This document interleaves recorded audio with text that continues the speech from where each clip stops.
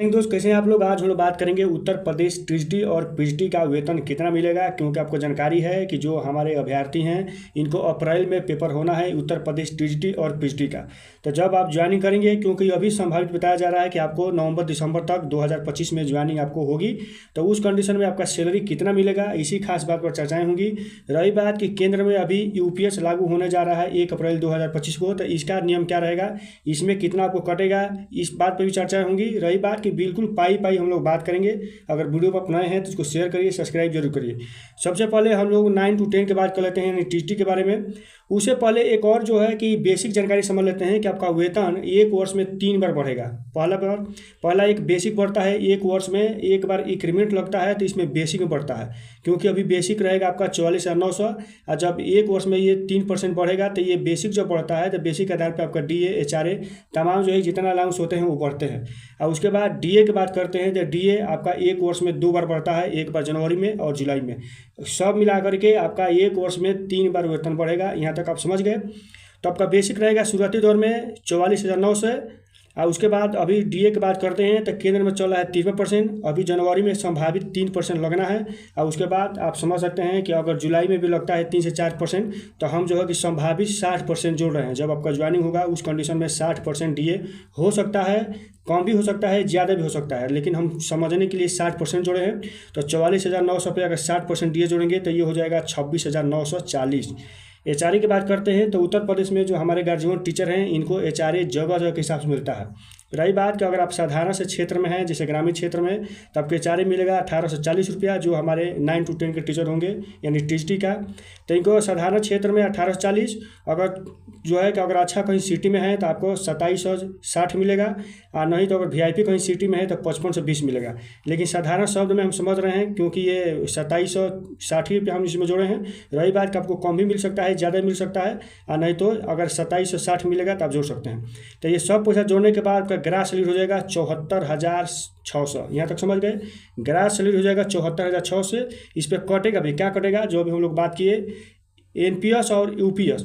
NPS UPS दोनों condition में, क्योंकि ये बताया गया है कि जो 1 अप्रैल 2004 से अभी जो लागू हुआ, अभी चलते आ रहा है एनपीएस, यह भी रहेगा। उसके बाद 1 अप्रैल 2025 को केंद्र में लागू होने जा रहा है यूपीएस, यह भी रहेगा।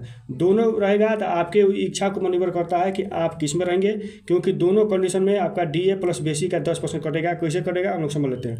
क्योंकि आपका बेसिक रहेगा 44,900, और उसके बाद अगर डीए जोड़ेंगे 60% तो 26,940 पे।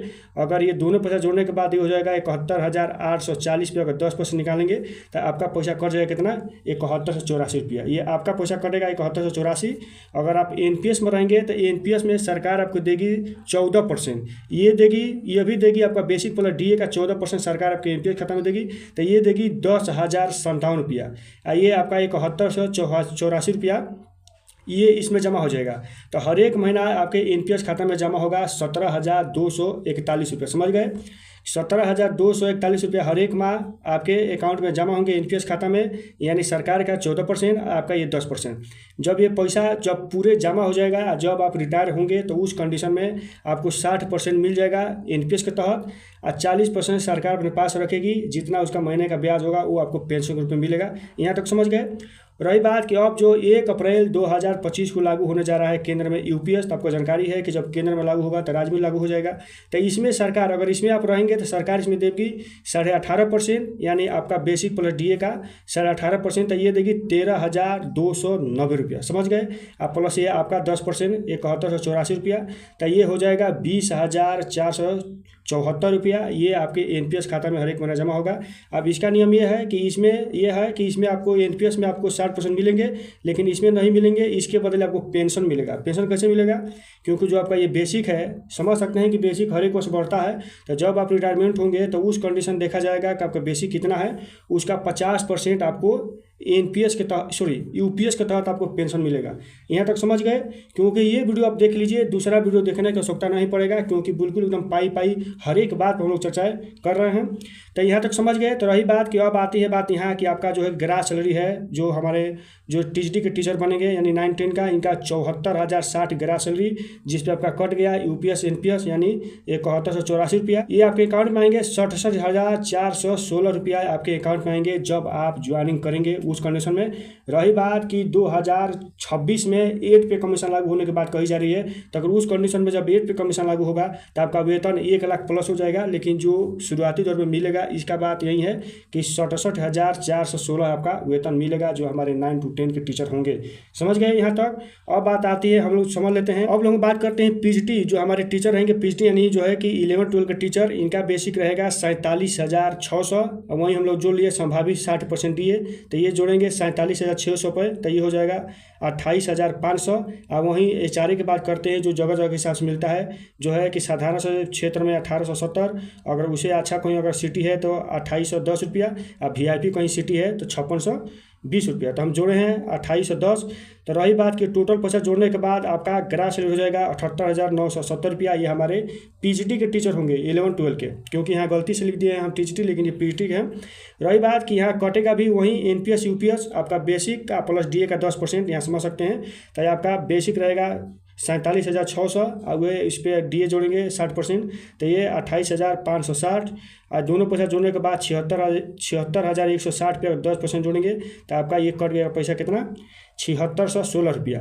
वही अगर एनपीएस में रह रहे हैं तो सरकार देगी 14%, तो ये देगी 10,662 है। ये आपका पैसा यानी 7616 आपके एनपीएस खाता में जमा होगा, यही 18,278 रुपया। यहाँ तक समझ गए। पहले हम लोग समझ गए, वही नियम आपका भी रहेगा कि आपका 60% मिलेगा रिटायरमेंट के दौरान, और 40% सरकार अपने पास रखेगी।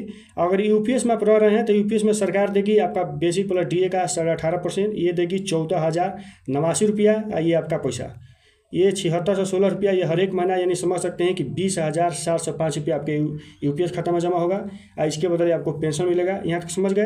रही बाकी टोटल जो ग्रास सैलरी होगा आपका 78,970, जिस पे आपका कट गया यूपीएस एनपीएस 7616 रुपया आपका कट जाएगा, आपके अकाउंट में आएंगे यानी 71,354 रुपया, जो हमारे 11-12 के टीचर होंगे यानी पीजीटी का, इनका आएगा। रही बात कि ये वीडियो अगर अच्छा लगा हो तो इसको शेयर करिए, सब्सक्राइब जरूर करिए। और रही बात कि 2016 में 8 पे कमीशन लागू होने की बात कही जा रही है, जब लागू होगा तो उसका क्या नियम रहेगा उसके हिसाब से बताया जाएगा। लेकिन ये जो है कि आपका जो आप सिलेक्शन पाएंगे तो उस कंडीशन में आपका इतना सैलरी मिलेगा। रही बात कि जहाँ भी रहिए स्वस्थ रहिए, मस्त रहिए। जय हिंद।